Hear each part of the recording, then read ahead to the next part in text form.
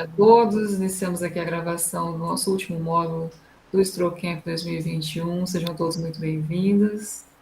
Agradeço a todos que ficaram até essa hora. Estamos aqui, então, com os participantes para a próxima rodada. Eu passo a palavra para a nossa estudante de pós-graduação, de mestrado em Clínica Médica na SC Bittencourt, para receber os nossos entrevistados, a doutora Fernanda Lima e o doutor Renato Monteiro. Sejam todos muito bem-vindos.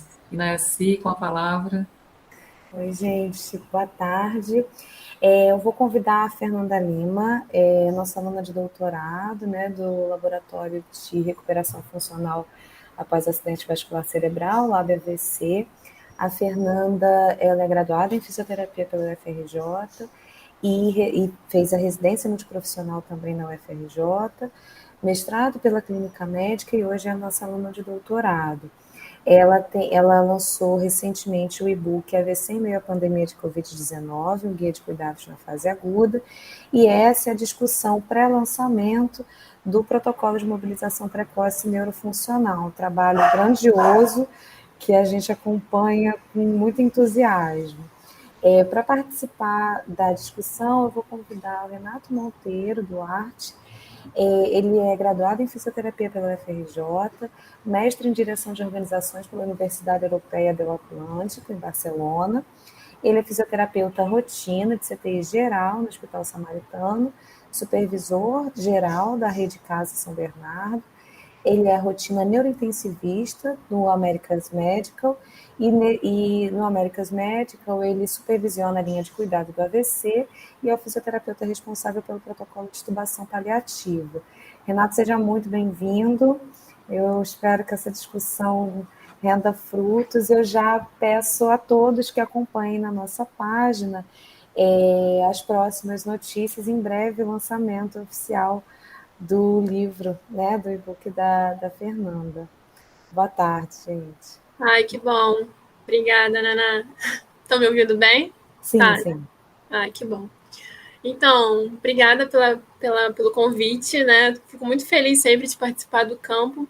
Inclusive, eu estava lembrando que uma das minhas primeiras apresentações desse trabalho foi num campo, assim, de 2014, talvez, época que eu estava na residência ainda.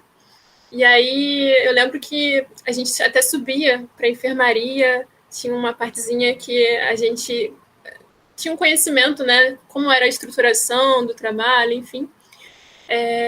Aí, tendo essa noção da linha do tempo, eu pesquei, assim, como tiveram colaboradores, né, desde então, todos os residentes, os alunos de curso de extensão, e como esse trabalho, ele influenciou, interferiu no meu embasamento teórico, né, literário, quanto, né, então é um trabalho, assim, que me formou como profissional, praticamente, e a formação eu devo muito, né, ao laboratório, a esse projeto que me acompanha já há um tempinho. Então, eu estou feliz hoje. Responsável pela formação de mais profissionais, sim, né? Dos nossos descendentes. E estou muito feliz de estar apresentando essa nova cara que ele está trazendo. Que ele iniciou pequenininho e ele hoje está mais robusto, enfim, ele está bem diferente. Então, obrigada pelo convite. Rê, você quer falar alguma coisa? Então, obrigado, Fernando. Estava esperando você terminar os agradecimentos. Eu queria aproveitar para agradecer também a professora Ana Paula, que construiu, né, o nosso amor pela neurologia desde a graduação, a Ana Si pela apresentação e a você pelo convite. Então, vamos aproveitar para começar. Eu estou bastante curioso, assim, eu já tive o privilégio de ler uns trechos, de receber uma prévia, e eu, como um amante de AVC, estou bem apaixonado. Então, dentro dessa minha curiosidade, eu queria saber como é que começou esse trabalho, como é que isso nasceu dentro de você, dentro do laboratório, e esse desenvolvimento do protocolo. Então, esse, na verdade, é um projeto que a professora Ana Paula Fontana ela já tinha. Ela fornecia ele dentro de um curso de extensão da UFRJ. Então, coincidiu, assim, de eu ter passado pela residência num período bem próximo ao desenvolvimento desse trabalho, né? E aí, durante a residência, a gente passava por todos os ambulatórios, eu passei por dela, comecei a participar dos grupos de estudos, da leitura de artigos, das trocas, para construir a estrutura que ele foi criando ao longo do tempo.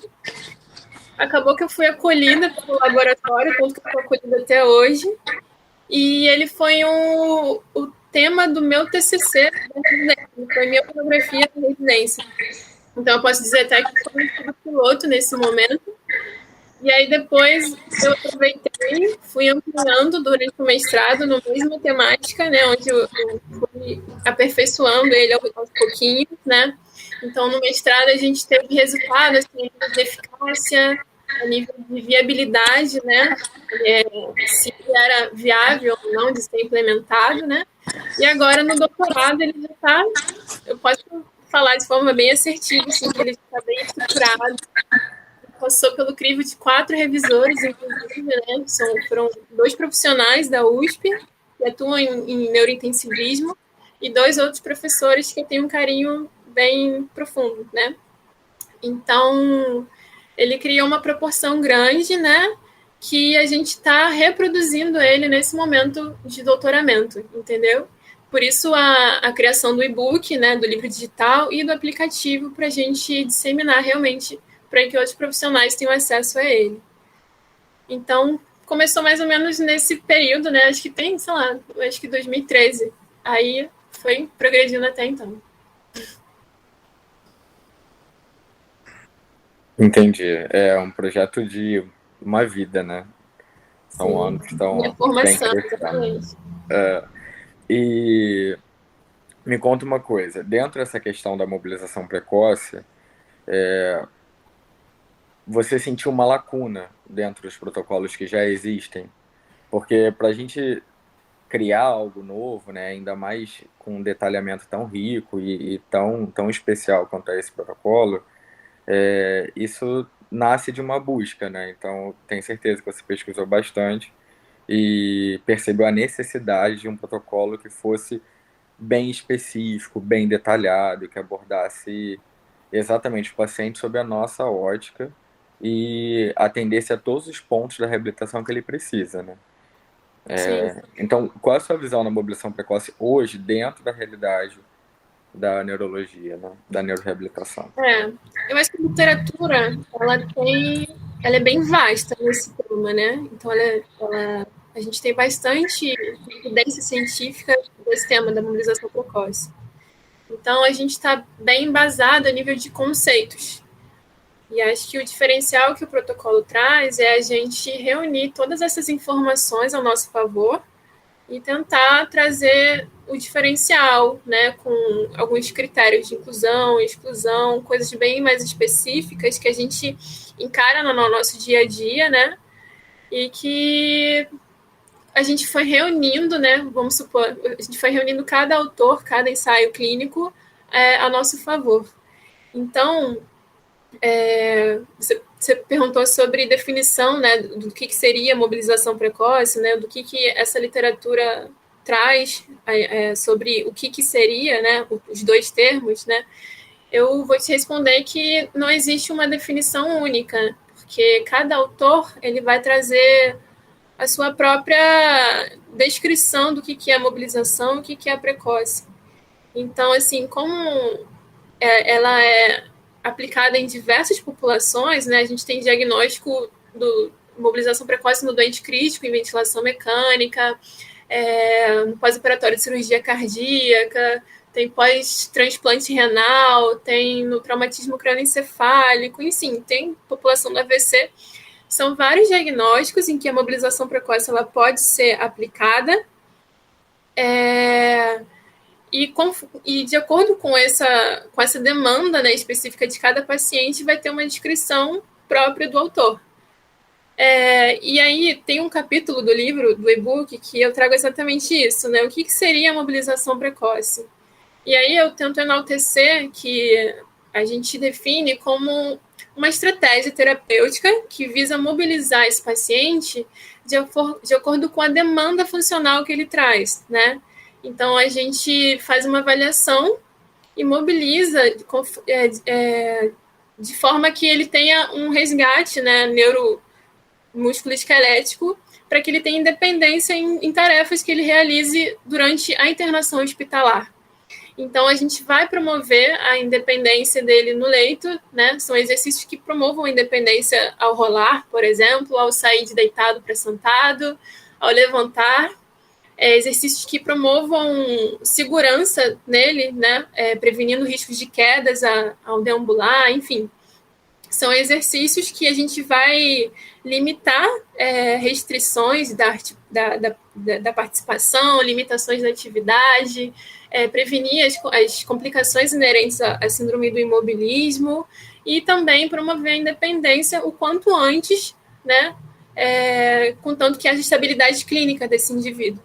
Então, eu trago essa definição, né, mais assertiva, assim, do tipo, promover a funcionalidade, contanto que haja segurança para esse paciente, né, prevenindo efeitos adversos e contanto que haja segurança, né. Em relação ao termo precoce, a gente tem uma literatura também muito vasta, né, que traz vários argumentos a nível de segurança, né, o que é prejudicial ou não para o paciente. Então, a primeira coisa que eu lembro de precoce é a definição do AVERT, que, inclusive, ele traz uma nomenclatura diferenciada, né, que ele usa a mobilização muito precoce, que é Very Early Mobility, né, que já é dentro dessas primeiras 24 horas do AVC. Então, ele resgata aquele período de hipersensibilidade, né, dentro da linha do tempo da fase de recuperação do tecido neuronal, biológico, né? A primeira fase é dentro das primeiras 24 horas.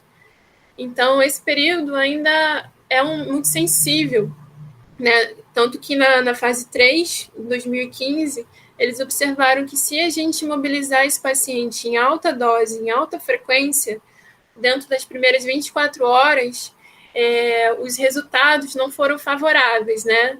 Assim, se concentrando mais nos resultados da escala de Rankin e no número de mortalidade, né? E aí, a partir desse AVERT-3, surgiram outras literaturas, né, para investigar melhor quem é o paciente mais sensível à mobilização precoce, qual é exatamente, né, o período de início que traz mais segurança a ele, né? E aí, nessa última revisão, acho que de 2020, tem uma revisão, uma meta-análise, que ela diz que você imobilizando ele dentro das primeiras 48 horas, mas não antes das primeiras 24, é o que determina a janela terapêutica de maior segurança. Então, esse é um resultado, né, de definição de precoce que a literatura do AVC traz a nível de segurança, mas lembrando que, assim, a neuroplasticidade, toda essa recuperação e reorganização cortical que o nosso cérebro vai tendo ao longo do tempo, a gente tem até 3 meses, né, de neuroplasticidade, de recuperação espontânea. Então, um boom de incentivar esse paciente com a fisioterapia, eu determinaria, né, nessas primeiras 48 horas, não antes de 24, aproveitando esses primeiros 3 meses e até ele receber a alta da fisioterapia.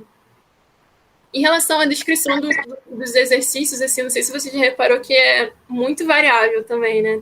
Tem autor que fala que só mobilizar assim, passivamente não é mobilização precoce, porque você tem assim, um resultado de prevenção de trombose venosa profunda, por exemplo, mas a nível funcional você não tem uma resposta imediata. Então, para alguns autores isso não é mobilização precoce. Para outros, eles já consideram até o uso de realidade virtual, por exemplo, né? Então, existe um arsenal grande também de possibilidades de exercícios e de descrições do que é feito, mas ainda é muito vasto, né? Assim, não tem uma coesão, você não concentra exercícios próprios, né, para isso. Então, acho que o diferencial que a gente está propondo com esse trabalho é exatamente buscar alguns exercícios que incentivem a independência do paciente, né, durante uma atividade em si, visando a realização de exercícios cinesiológicos, assim, entendeu? Pelo que eu dei uma olhada, que eu pude já ter acesso nessa pequena prévia, né, que eu pude pesquisar, que você me passou, eu achei isso a parte mais interessante do protocolo, porque independente de qual vertente a gente vai seguir, né, de qual autor a gente vai se apoiar, o protocolo ele cabe, né? Então, se a gente vai seguir aquele autor que fala que a mobilização passiva ou o posicionamento no leito é mobilização precoce já, o protocolo cabe, né? Se a gente vai seguir aquele autor que defende que a mobilização precoce é você, de fato, evoluir posturas do paciente, esse protocolo cabe também. Então, eu achei extremamente rico por causa disso, porque independente de qual vertente da ciência você vai seguir, você vai encontrar um apoio no protocolo. Sim. E você vai encontrar a forma correta de fazer aquilo, independente de qual vertente você vai se apoiar. E esse protocolo do Arvert, ele é super divulgado, né? Acho que talvez seja um dos mais emblemáticos, mais seguidos, enfim, que seja. E a gente se apoia muito nisso, né? Após 24 horas por causa do período crítico.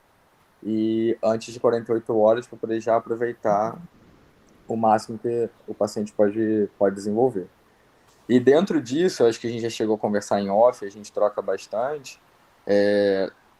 Eu cheguei a comentar isso com você também. Acho que o protocolo vale muito a pena, porque mesmo que a gente não pense, né, que se não evolui postura, se não tem uma demanda metabólica, se não estimula o paciente dentro da funcionalidade total, não é mobilização precoce, mas se a gente pensar no indivíduo como um todo e que o posicionamento correto dos membros no AVC é algo fundamental, então se a gente começa mesmo no período crítico, né, no Very Early Mobilization, dentro das primeiras 24 horas, se a gente posicionar o nosso paciente bem, se a gente ajustar as articulações dele, se a gente evitar uma subluxação de ombro, se a gente evitar uma síndrome dolorosa, que tudo isso o protocolo ensina e mostra. Que além de estar descrito, né, tem fotos e etc. Então, se a gente começa a pensar que o paciente é um todo, inclusive biofeedback, visualização e etc., a gente pode aproveitar esse paciente sem gerar dano a ele, por não gerar uma demanda metabólica muito grande, desde as primeiras 24 horas. Então, e assim, eu estou apaixonado, achei que seu trabalho é fantástico.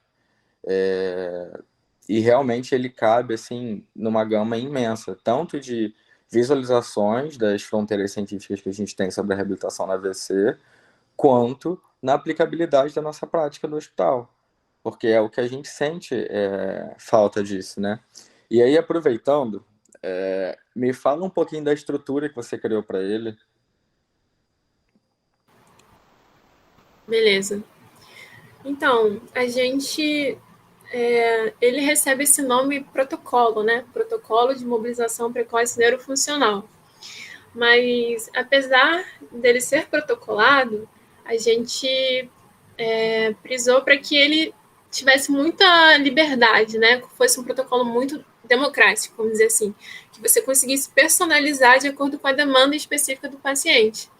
Então, assim, ele traz um arsenal de 62 exercícios que, inicialmente, no primeiro momento, né, você é direcionado a traçar qual é o nível de atividade que esse paciente apresenta.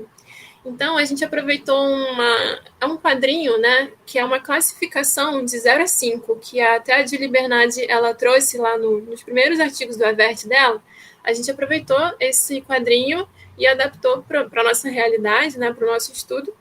E aí, dentro dessa classificação de 0 a 5, né, que vai evoluindo conforme a progressão do nível de atividade dele, você consegue direcionar ele para uma fase do protocolo. Então, a gente, além de enumerar, a gente colocou algumas cores, né, para identificar o paciente. Então, o paciente que durante um mapeamento assim, da funcionalidade dele, Se ele tiver uma cor vermelhinha, significa que ele tem um nível de independência menor, né? Um paciente mais dependente. Enquanto que o nível de atividade 1 e 2 já progride para uma cor amarela. E aí ele vai indo até chegar no verde. Então, a gente faz transposição dessas cores para as 4 fases do protocolo, que isso vai ajudar o terapeuta como direcionar a conduta dele conforme esses 62 exercícios. Então, depois, uma vez avaliado, né, ele também oferece critérios de inclusão e de exclusão, que vai eleger o paciente que é viável ou não para o início da reabilitação. E uma vez selecionado, né, esse paciente está apto para iniciar o protocolo, ele vai te oferecer 4 fases. Não necessariamente você vai começar pela primeira. Então, na fase 1, é o paciente mais dependente mesmo, né? O paciente que fica mais restrito ao leito. Então, a gente traz uma ênfase importante a nível de prevenção de deformidades, né? Cuidados com posicionamento no leito, independência no rolar para prevenção de lesão por pressão. A gente preza muito pelas orientações, né, tanto ao paciente como ao cuidador que está ali, o familiar que está presente. Então, traz esse tom de educação em saúde, né, como se o paciente ele fosse o protagonista principal do próprio processo de recuperação funcional.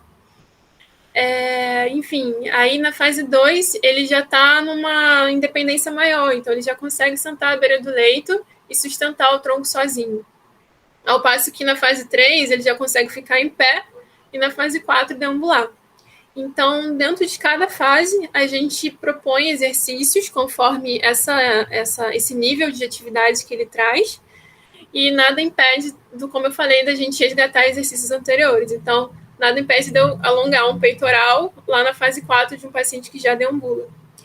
Então, ele traz esse perfil, né, de 62 exercícios, com 4 fases de reabilitação, com critérios estabelecidos, né, para trazer qual é o paciente elegível ou não. E uma coisa bacana, que até a Ana comentando comigo, assim, vamos supor que um hospital, ele cria adesão ao protocolo, né?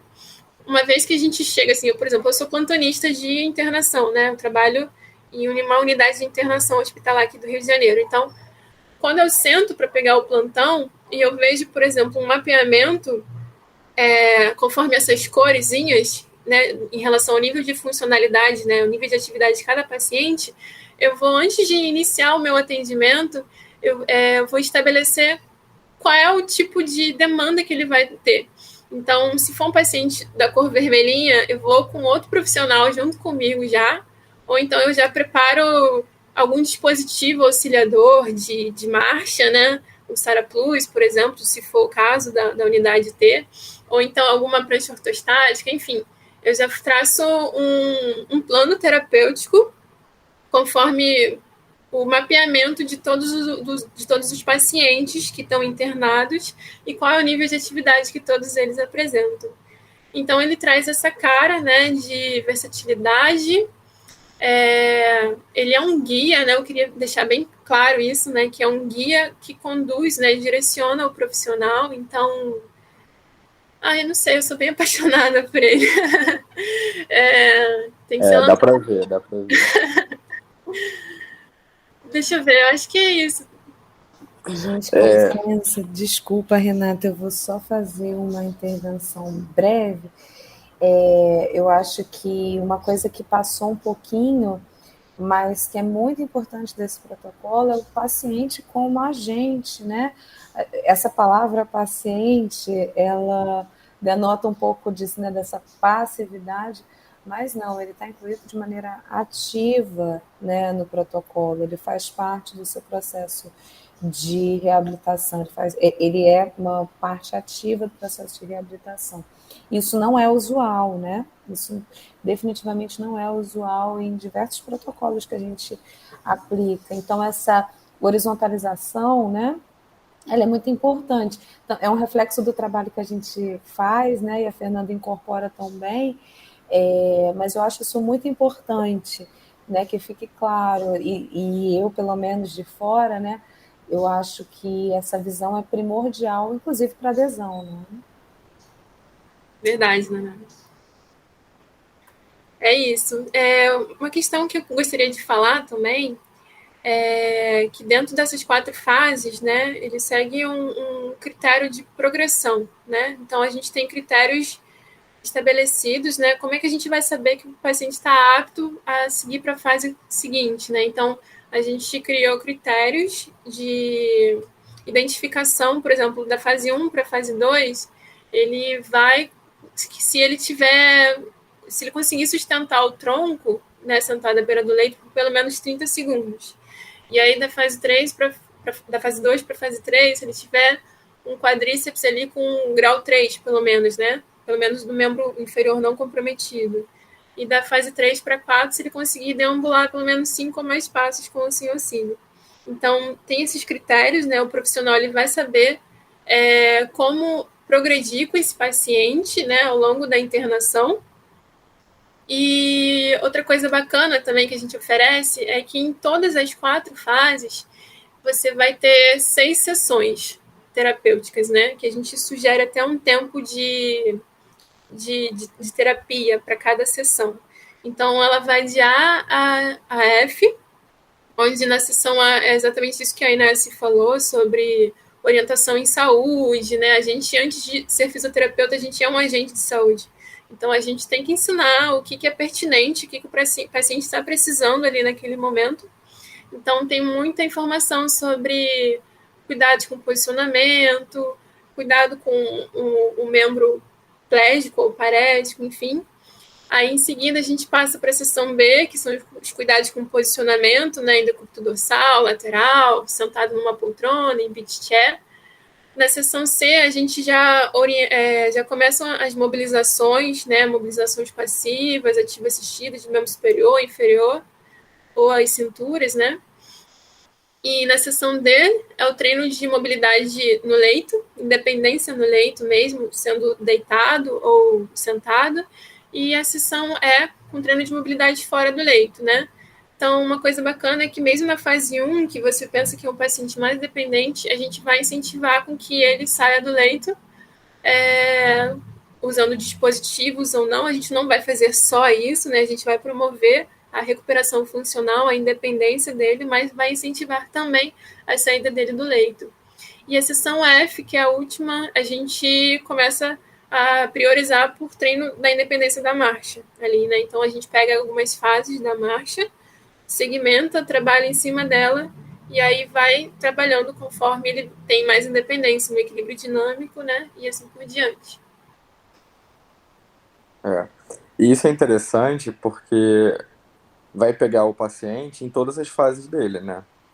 É um protocolo que ele pode atravessar emergência, CTI, semi-intensiva e enfermaria. E até dependendo ambulatório, porque você começa, muitas vezes o paciente ele vai ter alta rápido, ele vai rodar na terapia intensiva muito rápido. Então ele vai continuar as fases de reabilitação dele lá na enfermaria.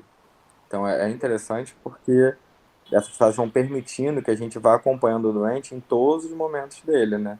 E você faz o planejamento terapêutico de uma internação inteira. E é uma coisa que eu tenho essa visão, porque apesar de eu cuidar da neurointensiva, eu também cuido do AVC da porta à porta, né? Então, da emergência à alta e até pós-alta. E criar essa unidade de tratamento e essa lógica no desenvolvimento do paciente, ela é muito difícil, ela é desafiadora. Até porque são profissionais com perfis diferentes, são pacientes com perfis diferentes. AVC, a gente falar de AVC não é falar de uma doença comum, porque cada AVC é muito particular, cada cérebro é muito particular, então cada tratamento ele tem que ser extremamente específico. E essa flexibilidade do protocolo é interessante também, né? Porque o paciente está na fase 4, você não significa que você está abandonando a fase 1, né? Você o tempo todo vai transitar entre as fases. E aí eu vou ter que te cutucar um pouco, como um bom amigo e colega amante de neuro, esse protocolo tão rico cabe só para AVC? né? Então, é um protocolo de fisioterapia em internação hospitalar.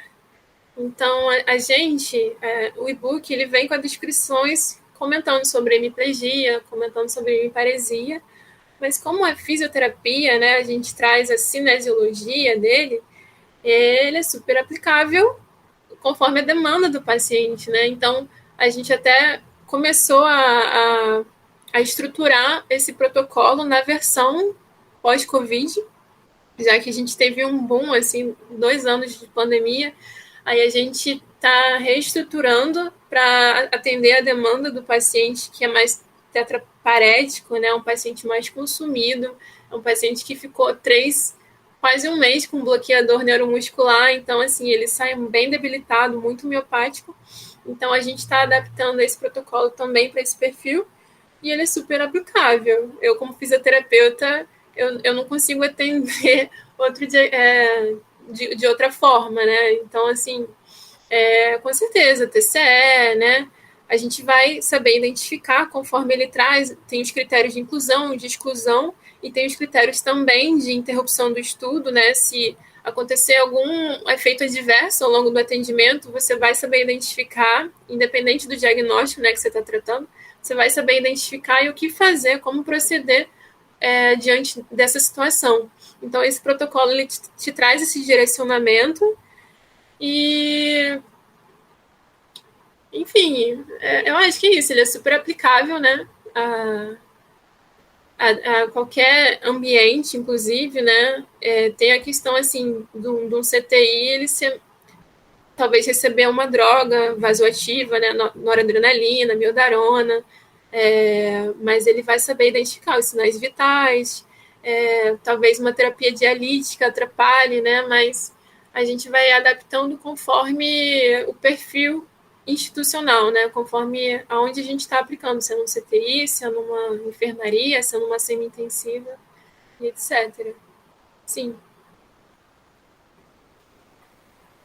Então, e se eu posso te fazer mais uma pergunta depois de tantas, é que assim, como gestão, a gente não tem como deixar de pensar que, e como fisioterapeuta também, é claro, que o paciente não é exclusivamente nosso, né? E que a reabilitação ela não pode ficar limitada ao tempo que a gente está com o paciente, né? O paciente ele é global, a gente trabalha numa equipe multidisciplinar e a reabilitação do paciente ela tem que ser constante, né? Não é à toa que cuidados com posicionamento no leito, sentar fora leito, são tarefas que também são da enfermagem, também são da medicina, são de, enfim, todos os agentes que estão visitando o leito do paciente. E tem que ter o cuidado e o olhar para o bem-estar e para a recuperação daquele paciente. A gente hoje não pode pensar em curar a doença sem pensar em qualidade de vida, né?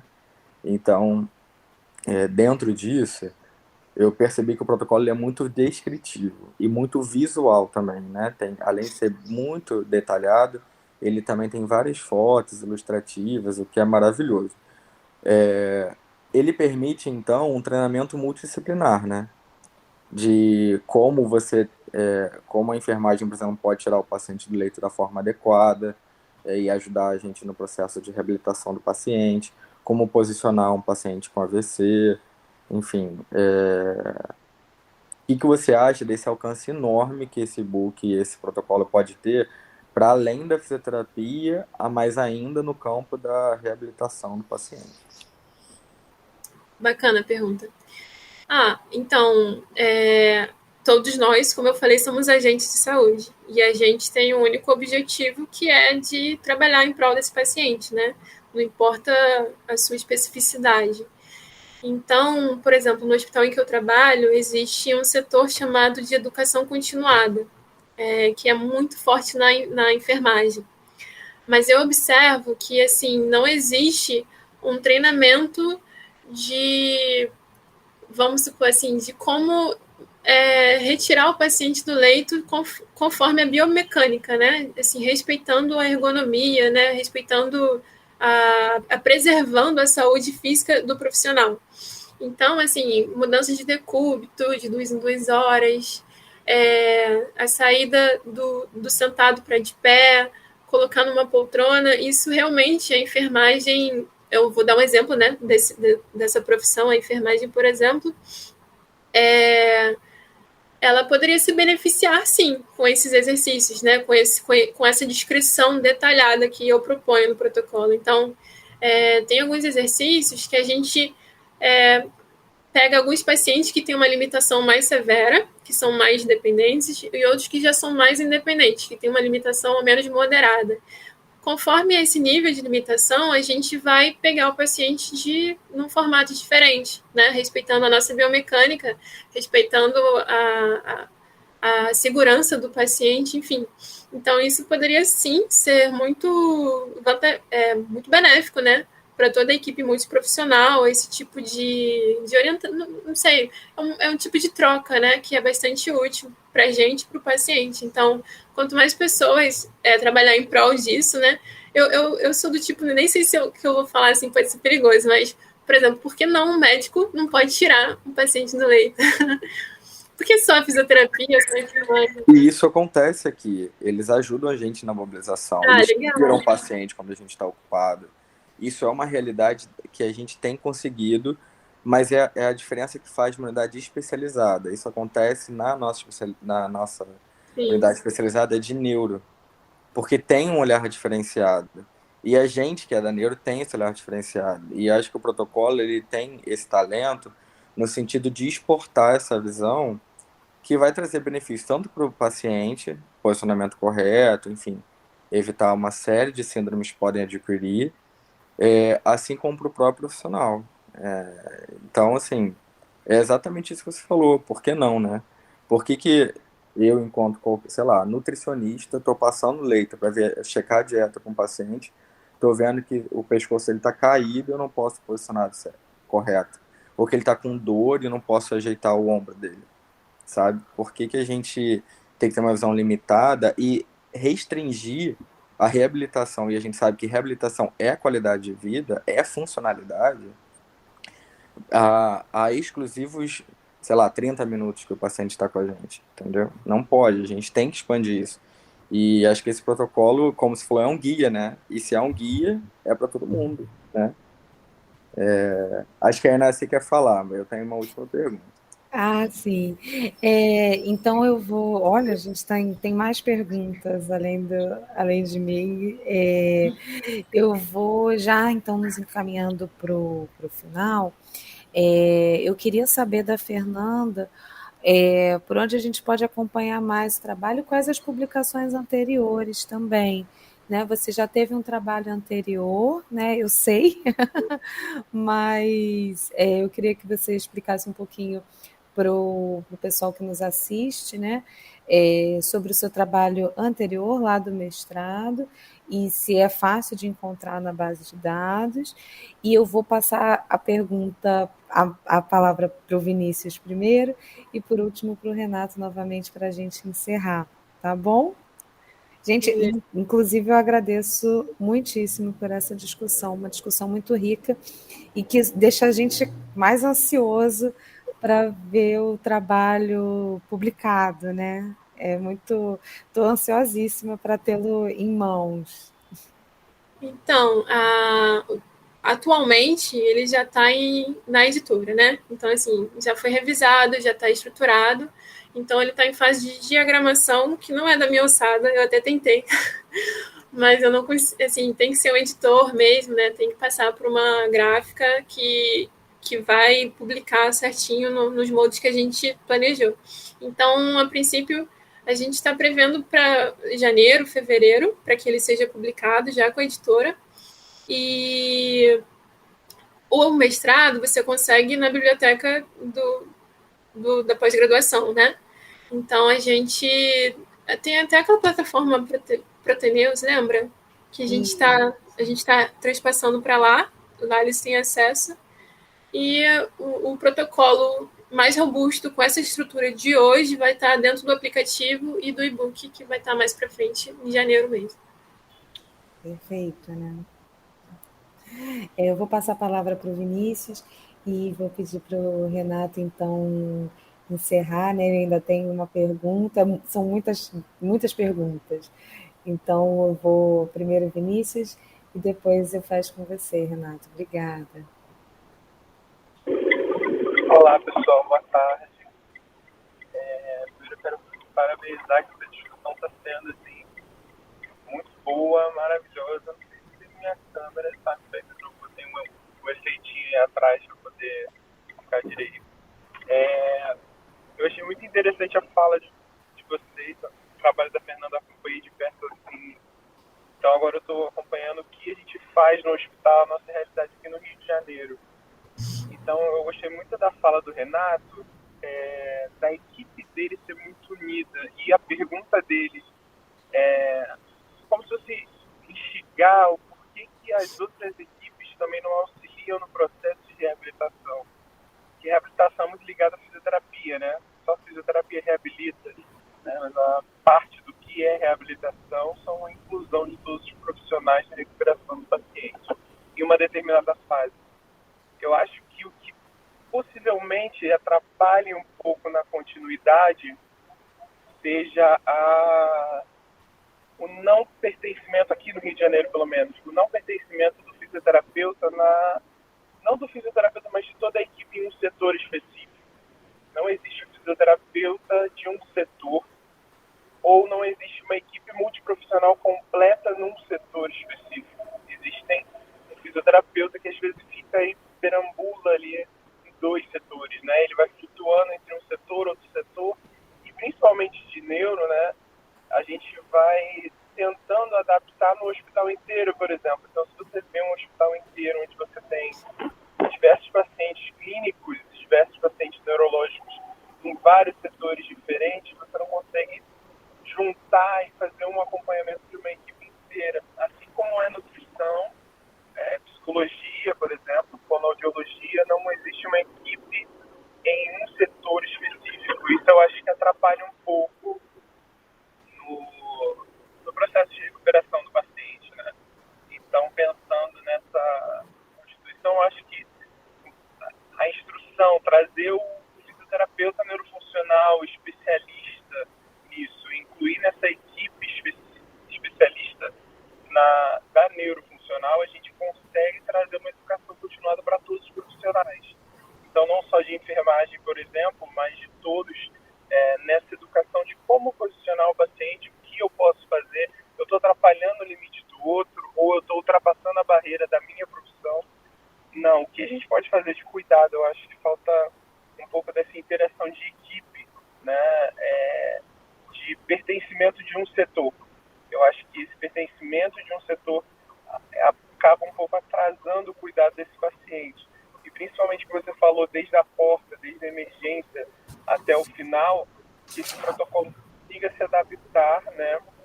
E, por exemplo, na estratificação de critérios de inclusão, né, esses pacientes consiga entrar em todas as fases da equipe sendo e um gestor, né, nessa continuidade, o papel das rotinas desse protocolo. Eu não queria me estender muito, mas eu queria fazer esse comentário, sentir necessidade de fazê-lo.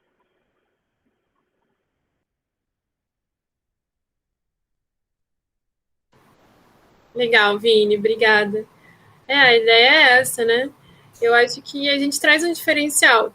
Sinceramente, assim, o fisioterapeuta para mim, o profissional-chave que vai ter um olhar diferenciado para identificar o que exatamente o paciente está precisando para resgatar uma independência, um nível de atividade mais amplo, né?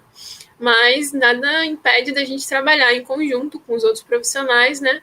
Todo mundo contribuindo conforme o seu cacife, vamos dizer assim, né? O que a sua profissão permite, com esse objetivo único de reduzir o tempo de internação, resgatar a independência dele ainda em fase hospitalar e etc.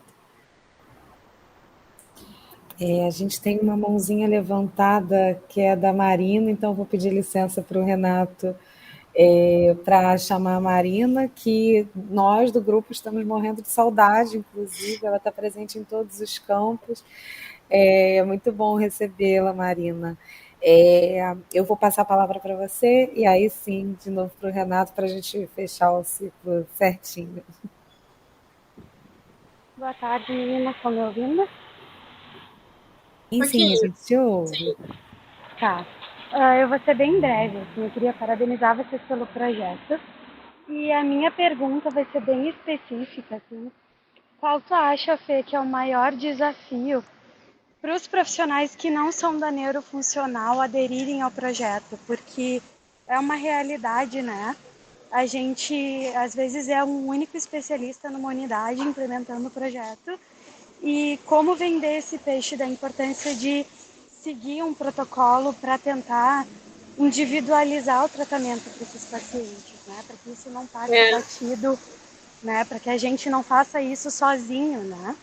Sim. E também, dentro dessas 24 horas, essas primeiras 24 horas, a gente sabe que não pode ser uma sessão extensa e exaustiva, mas a gente já poderia começar a treinar algumas transições de postura no leito, porque isso nos trabalhos que eu acompanhei não fica claro pela definição de mobilização precoce ser muito heterogênea, né? Uhum. É verdade. Eu acredito que o maior desafio, um grande desafio seja, assim, essa adesão, né? E exatamente esse motivo que levou a gente a ter o cuidado de tentar descrever. A gente pecou em excesso, talvez, não sei, e na descrição, né, detalhada de cada exercício, de cada manobra. Então, eu acredito assim que um profissional que não seja da neuro, né, se ele ler lá, ampliar, clicar na foto, ampliar o contato manual do terapeuta, o posicionamento do paciente, olhar lá a descrição, qual é o objetivo, qual é o comando verbal que você traz, qual é o posicionamento do terapeuta, do paciente, o que você fazer, eu acho que isso minimiza um pouquinho essa dificuldade que outras pessoas poderiam ter. É um desafio, sim, mas a gente propõe a solução. E a segunda pergunta foi sobre... Lembra para mim, Marina? Alô? Eu esqueci qual foi a segunda pergunta que ela trouxe. Que ela está com o microfone desligado, Marina.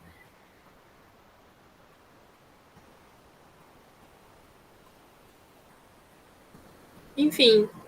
Acho que foi, Fernanda, o que poderia ser feito ainda nas primeiras 24 horas. Isso mesmo. Em relação ao posicionamento. Isso, desculpa, travou minha tela. Tudo bem. Então, a gente comentou um pouquinho sobre as mobilizações, né? Então, assim, por exemplo, tem uma sessão, a sessão C de mobilizações, que a gente preza muito pelas mobilizações que vão ser determinantes para a prevenção de retrações, né? Musculoesqueléticas, de retração tendinosa, capsular, e isso vai ser muito importante para esse paciente, mesmo nas primeiras 24 horas, né? A gente sabe que a gente consegue estimular proprioceptores, né, dentro das articulações, enfim. E, assim, o protocolo, a gente direciona esse olhar para que ele esteja o tempo todo monitorizando o paciente. Então, a gente vai olhar os sinais vitais, né? Então, eu acredito que, assim, nada me impede de treinar a independência no leito, a independência do rolar desse paciente, conforme haja estabilidade clínica, né? Então, assim, por mais que esteja acontecendo uma cascata de eventos a nível cerebral, biológico, que a gente não esteja olhando, né? O que exatamente está acontecendo, eu acredito que a gente vai ter um bom senso, junto com a monitorização, a resposta, o feedback que o paciente está trazendo, a gente consiga, sim, aproveitar alguns exercícios que o protocolo traz nesse primeiro momento. Perfeito. Acho que pensando em não ser exaustivo e intensivo, como a gente vai fazer a partir das 48 horas seguintes, né? Mas entendo o que tu quer dizer. Obrigada. Isso. Renato, a palavra é toda sua. É rápido. Então, a pergunta é essa: quando é que a gente vai chegar, que você já comentou, né, a ter acesso, e como é que vai ser esse acesso? A gente vai baixar, quem gosta de livro manual, né, de folhear como eu, vai ter impresso, vai ser no Kindle, o que você projeta aí? Sim, então, como é uma editora que está lançando, ela oferece a disponibilidade em virtual, né? Então, a gente está criando uma estrutura no e-book, né, que é um livro eletrônico, mas se houver, seria por demanda, no caso, né? Se houver necessidade de imprimir o livro físico, teria que ser por demanda.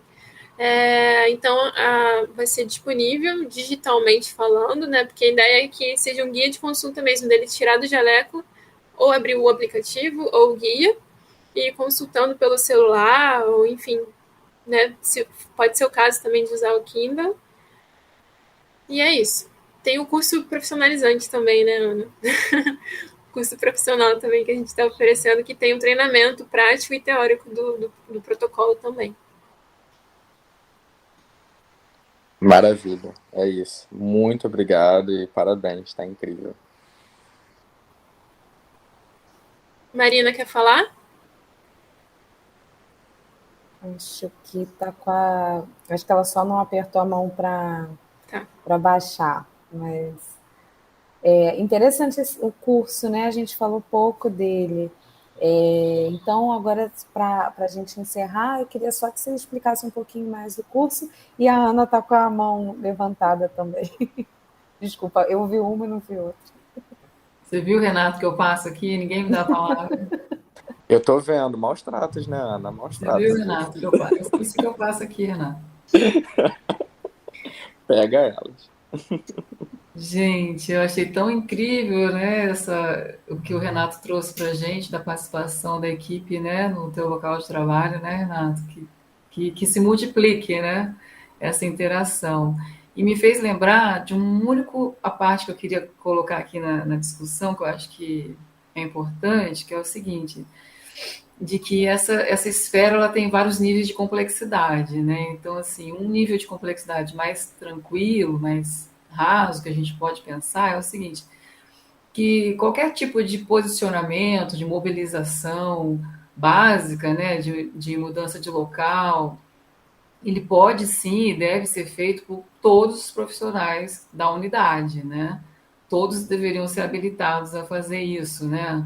A transportar um paciente de uma cama para uma poltrona, ou posicionamento lateral, enfim, amortecimento de áreas, né? Posicionamentos adequados, com prevenção de úlcera por decúbito, por exemplo. Acho que é o mínimo, né? É o básico do básico, assim como todos nós somos habilitados, por exemplo, a uma aspiração traqueal, né? Acho que são procedimentos básicos, né, de uma unidade de terapia intensiva. Então, essa seria uma camada, assim, muito superficial, básica, né, do tema, assim, de mobilização no tempo certo, né? A gente brinca com esse termo no livro, né, de que não seria uma mobilização precoce, mas uma mobilização no tempo certo. Mas existe uma outra camada desse tema que também eu acho que é interessante a gente abordar, né? Que é uma camada um pouco mais profunda, que traz à luz a necessidade das especializações, né? Então, por exemplo, eu, como fisioterapeuta neurofuncional, eu posso estar lá no meu CTI, no UTI neurológico, ou numa enfermaria, e eu consigo, se necessário, fazer uma intervenção respiratória básica, assim, né? Uma broncoaspiração, uma aspiração traqueal, alguma manobra, um VNI, até consigo. Porque também eu sou antiga, né, gente? Eu sou de uma época que a gente era formado para tudo, né? Mas eu fico pensando assim, existe o contrário dessa história, né? Eu não conseguiria, por exemplo, fazer uma intervenção mais detalhada do ponto de vista respiratório. Ou se me atrevesse a fazer, não seria assertivo para o paciente, de forma alguma. Então, eu teria que realmente fazer uso, né, da minha indicação profissional de um fisioterapeuta intensivista ou um fisioterapeuta respiratório, tá? Para auxiliar no meu paciente neurológico ali, que eu pararia até uma aspiração, por exemplo. E quando a gente traz esse assunto para dentro do CTI, o inverso acontece, né? Então, por exemplo, você tem um fisioterapeuta intensivista que pode sim fazer diversos tipos de mobilizações do paciente, posicionamentos e iniciar a reabilitação motora dele super habilitado para isso. Eu acho que todo mundo pode. Mas, se já está um paciente, já um neurocrítico, que precisa de uma intervenção um pouquinho mais aprofundada, talvez ele precise lançar a mão de um fisioterapeuta neurofuncional, que tenha essa entrada de neurointensivismo, entende? Isso é um correlato muito típico, por exemplo, quando você está no CTI, você tem um médico intensivista, né, que cuida desse paciente de forma em geral, mas, por exemplo, se ele tem alguma suspeita de uma TEP, algum embolismo pulmonar, você vai chamar um cara para fazer uma broncoscopia, né, um especialista naquela área. Então, eu acho que são camadas de complexidade, né, Renato? Até um momento você consegue ir, mas a partir dali você precisa de um especialista. Então, eu acho que tem esse outro caráter também da especialidade, né? Assim como existem as especialidades médicas, quando a gente começa a aprofundar no conteúdo científico e treinamento específico, especializado da fisioterapia, nós também vamos nos deparando com a necessidade da especialidade da fisioterapia. Isso é muito importante também, né? A gente lembrar. E nós conseguimos, então, através de toda essa produção, né, de material com a formação da Fernanda, desde a residência, mestrado, doutorado, compilarmos isso nesses dois produtos, o livro e o aplicativo, e trazermos isso num curso de formação, que é esse curso de extensão que a Fernanda está comentando, é um curso de extensão totalmente gratuito, que vai ser de intervenção neurológica no paciente internado, e que a Fernanda deve estar abrindo turmas aí para o próximo ano. Então, fica aqui a propaganda, né, Renata, dessa formação. A gente já fez esse curso lá atrás, há muitos anos atrás, e agora com um formato bem mais diferente e especializado, tá? Então, todos são super bem-vindos, nos ajudem na divulgação, tá? Prazer imenso te ver, Renato. Venha sempre, volte. Você e Marina, volte. Não, eu vou estar sempre aqui, é só me chamar que eu sou fácil nisso.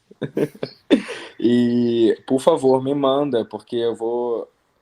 tem muita gente interessada, e é o que você explicou, assim. O olhar do especialista, ele é diferente, né, Ana? Isso faz muita diferença. Então, quando você tem uma equipe que tem vontade de aprender, isso faz a diferença. Então, manda, porque eu vou divulgar, como já divulguei hoje, e a ideia é que as pessoas façam aderência mesmo e a gente trate melhor os pacientes, né?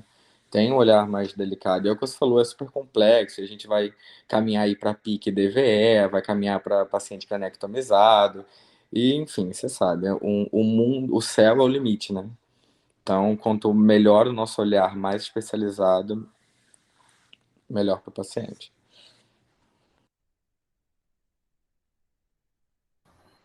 Gente, eu agradeço muito. Eu acho que foi uma conversa enriquecedora e também geradora de ansiedade, né? Que a gente quer ver o livro logo e ter notícias do curso também. É bom propagandear também, né? A gente convidar mais pessoas para conhecerem o seu protocolo, Fernanda. Renata, eu queria te agradecer muito pela sua presença e por conduzir também essa entrevista. Fernanda, obrigada. E a gente vai divulgar nas redes do laboratório também, à medida que a gente for progredindo, né? Quando o livro estiver pronto, divulgação do calendário dos cursos. Parabéns.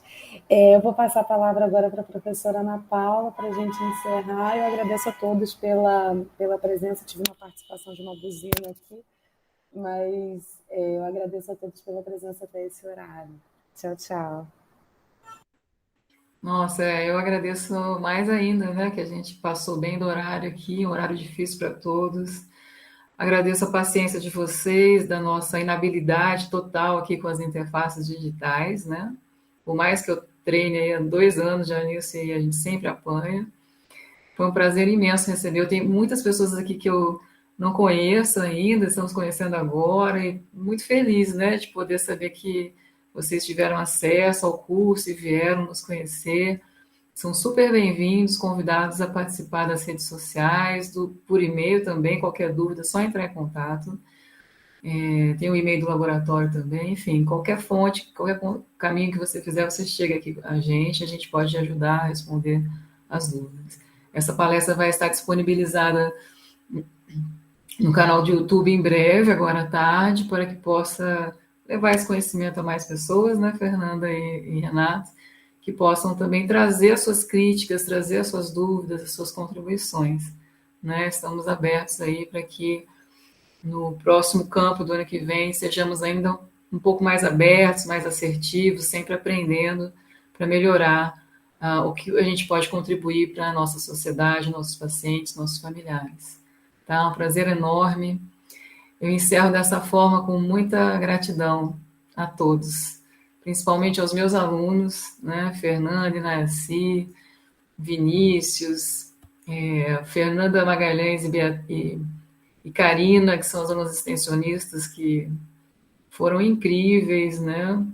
A Beatriz e a Júlia da iniciação, enfim, os meninos do mestrado, doutorado, trabalharam muito, gente. Então, assim, realmente, se não fosse por eles, a gente não teria conseguido. Tá? Muitos foram as dificuldades, mas fizemos o possível, esperamos que tenha levado algum conhecimento a todos, e todos serão muito bem-vindos nos próximos eventos do nosso laboratório. Muito obrigada.